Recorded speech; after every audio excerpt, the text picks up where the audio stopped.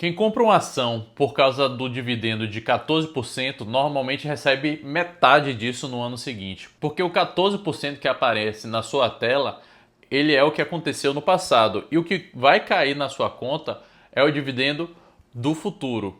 Hoje eu vou te mostrar 3 sinais simples que separam a empresa que paga 14% de dividendo e mantém, e da empresa que paga 14% e corta o dividendo pela metade no ano seguinte. Dá para checar em 5 minutos aí por ação. Eu sou Bruno e aqui a gente fala de educação financeira sem fórmulas mágicas. Antes da gente começar, já deixa o like, se inscreve aqui no canal e ativa o sininho. Isso ajuda muito o conteúdo a chegar em cada vez mais gente que está cansada de promessa fácil. Nesse vídeo eu vou te entregar basicamente 3 coisas: a matemática real do yield em números, os sinais de alerta de um payout insustentável e os 3 contextos onde o yield alto é realmente legítimo, porque não é tão simples quanto parece. Então vamos lá.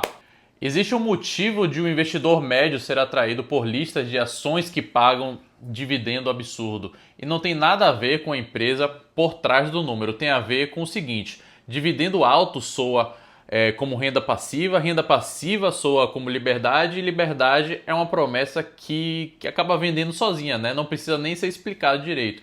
Então o problema é que renda passiva de verdade depende de uma coisa que o número sozinho ele acaba não respondendo.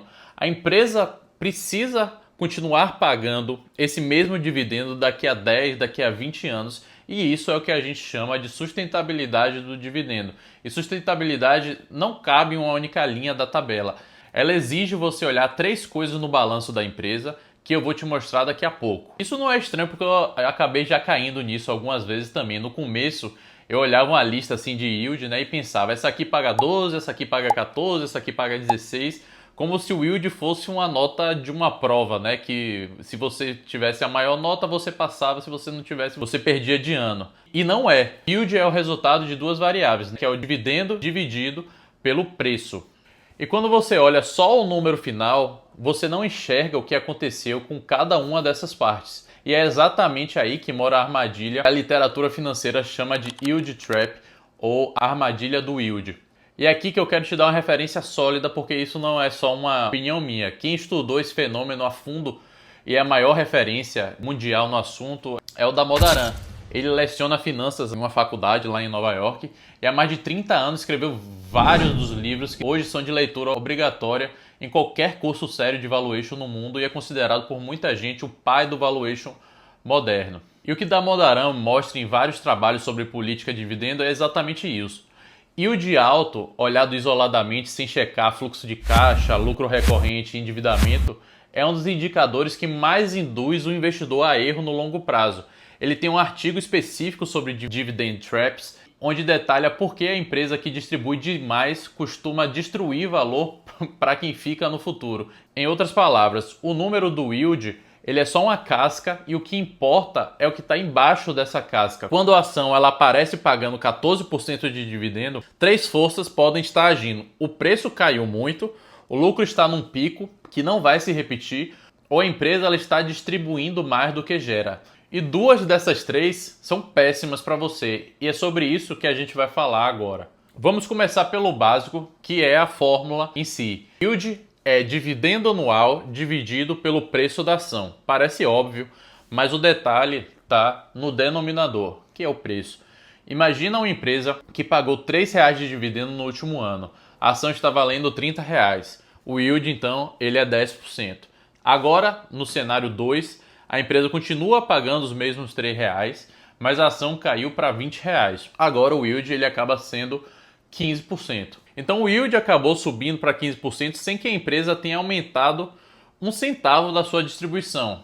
E a pergunta honesta que fica é: esse yield de 15% é uma boa notícia?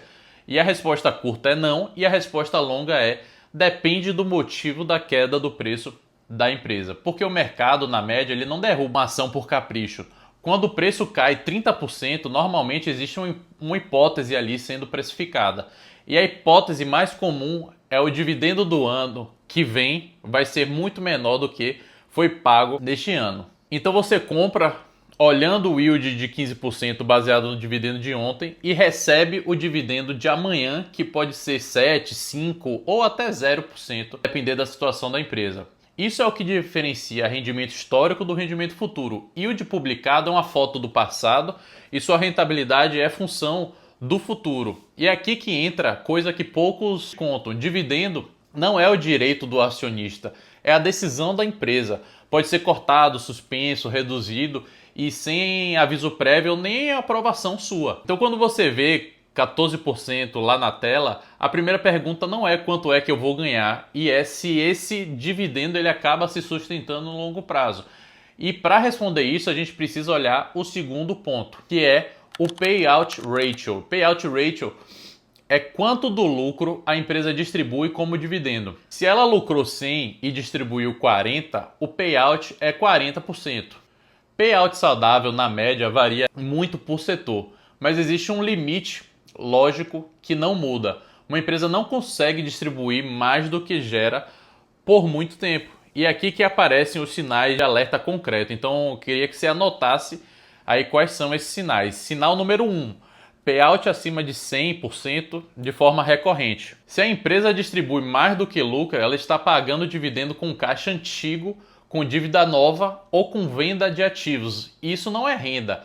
Isso é a empresa devolvendo o capital dela para você embrulhado de dividendos, digamos assim. Você acha que está recebendo juros e está recebendo um pedaço da própria empresa de volta em fatias. Então, sinal número 2, lucro caindo quando o dividendo continua igual. Empresa que segura dividendo nominal mesmo com o lucro encolhendo, geralmente está fazendo isso por imagem, para não assustar o acionista, basicamente. Mas o payout, que é a razão entre os dois, está subindo silenciosamente e poucas pessoas acabam olhando essa métrica. E quando ele estoura, o corte vem de uma vez, né? Então é uma coisa muito brusca que acontece. E o sinal número 3 é o endividamento crescente em paralelo com esse dividendo generoso. Se a dívida líquida sobre o EBITDA está subindo ano a ano e a empresa continua distribuindo o dividendo gordo, alguém está pagando essa conta. Não é a empresa, é o balanço dela que vai cobrar isso lá na frente em corte de dividendo ou em emissão de ação ou em venda de ativo. Então antes de olhar o yield, você precisa olhar essas três coisas: payout, tendência do lucro e endividamento. Se as três estão saudáveis, yield alto pode até fazer sentido. Se uma delas está esticada, o yield alto provavelmente é um prêmio do risco que você está correndo. Se as duas estão esticadas, provavelmente é uma armadilha que você está caindo. Agora calma, antes de reagir, vamos olhar o outro lado. Eu não estou aqui para te dizer que yield alto ele é sempre ruim. Não é. Existem três contextos onde o yield alto é legítimo e ignorar isso acaba sendo até desonesto da minha parte. Então, contexto 1. Empresa de commodity em ciclo favorável. Uma empresa de minério, de petróleo, de celulose, em um momento de preço de alto da commodity, gera caixa muito acima da média histórica e ela distribui esse excedente. Então esse yield aparece em 15, 20% e ele é real mesmo, né? Mas ele é cíclico. Quando o preço da commodity cai, o lucro acaba caindo junto e o dividendo, obviamente, também vai cair junto. Então esse yield é honesto, mas o que você não pode fazer é projetar em linha reta para os próximos 10 anos essa questão cíclica dessa empresa.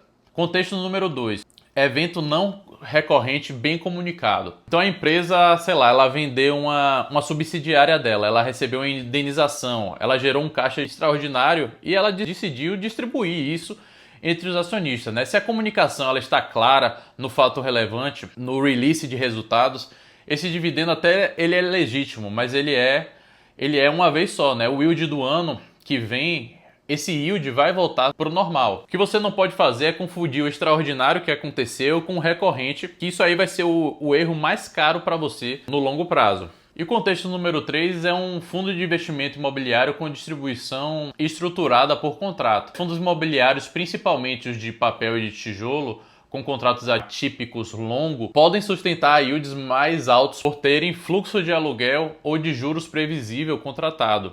Aqui o yield alto não vem de torcida, ele vem de uma estrutura jurídica, mas mesmo assim exige checagem, vacância, indexador, qualidade do inquilino, prazo, restante do contrato. Não é livre de risco, é só um risco de uma natureza diferente. Então, recapitulando, yield é dividendo dividido pelo preço. Quando o preço cai, o yield sobe sem que ninguém tenha distribuído mais. E o mercado, na maioria das vezes, está dizendo que o dividendo futuro vai ser menor. Payout acima de 100%, lucro caindo com dividendo parado e endividamento crescendo. Esses são os 3 sinais de que o yield é prêmio de risco e não um presente da empresa. E existem 3 contextos onde o yield alto ele acaba sendo legítimo, que é ciclo de commodity, evento não recorrente e FII com contrato estruturado. Em todos eles, a palavra-chave é o contexto e não a promessa. Se isso aqui fez sentido para você, comenta aí embaixo uma ação ou um FII com yield acima de 12% que você está olhando hoje. Eu vou ler todos os comentários e no próximo vídeo eu respondo com a planilha de auditoria que eu uso aqui para separar o yield real de um yield que é uma armadilha. Então é isso, espero que você tenha gostado e até o próximo vídeo.